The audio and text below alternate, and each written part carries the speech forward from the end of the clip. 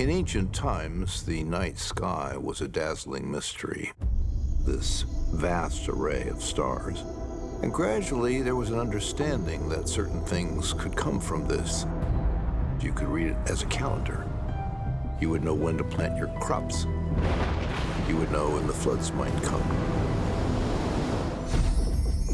Connected to the tracking of the stars was the practice of drawing lines between them to create constellations, which exist in the historical records of humanity's earliest civilizations. It also appears that these civilizations had some form of what is referred to as the Zodiac Wheel. The ancients decided that they would create a division of the heavens based upon the movement of the sun through one yearly cycle. And as it does this, it passes through 12 different constellations. And these become the zodiacal signs that we know today.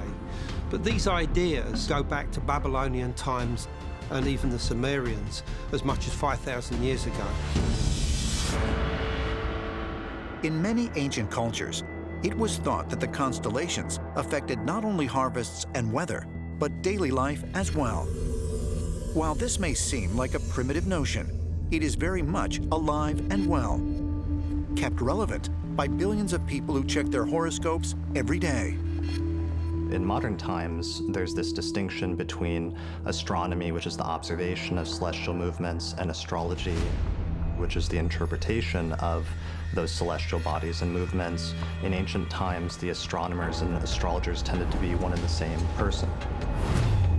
Astrology didn't originate in one place, but for some reason, just about every culture seems to have made this observation that there's a correlation between celestial movements and earthly events, which is the basic premise of astrology. While astrology is dismissed by modern science, it is estimated that over 90% of the world's adult population today is aware of their astrological sign. In the modern world, many people regard this as nothing more than a topic of conversation. But in the ancient world, the Zodiac Wheel was seen as a way to communicate with the gods. The ancient Greeks conceptualized astrology as the language of the gods, or the heavenly script, as if the movements of the planets across the sky and through the signs of the zodiac or the constellations had some sort of significant message that was being conveyed by the gods about life on Earth and about individuals. The ancient people associated the constellations with important historical and mythological events, and even with the creation of humanity itself.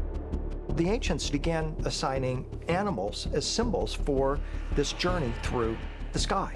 In ancient Sumeria, they identified Aquarius with a god being, Enki, who is the creator god in the Sumerian tradition. According to the Sumerians, it was Enki who came to Earth and created humanity in its present form. Now, this is very interesting because these types of descriptions appear over and over again, and where people connect with these particular star systems or constellations in various mythic and historical traditions. That cannot be by coincidence.